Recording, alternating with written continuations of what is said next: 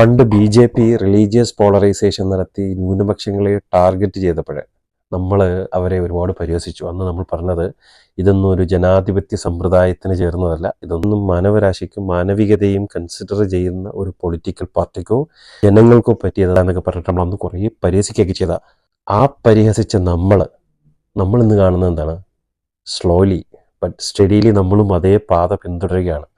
മതപരമായ വേർതിരിവുകൾ ഉണ്ടാക്കി വോട്ട് നേടാൻ ശ്രമിക്കുന്ന ഒരു ഡേഞ്ചറസ് ട്രെൻഡാണത്. വോട്ടിന് വേണ്ടിയുള്ള ഈ ചീപ്പ് പൊളിറ്റിക്കൽ ഗിമ്മിക്ക് ഒരു താൽക്കാലിക ലാഭം ചിലപ്പം തന്നേക്കാം, പക്ഷേ ഒരു ലോങ് റണ്ണിൽ ഇത് നമുക്ക് നേരെ തിരിയുന്ന ഒരു ഡബിൾ എഡ്ജഡ് സ്വാഡ് അഥവാ ഇരുതല മൂർച്ചയുള്ള ഒരു വാളായി മാറും.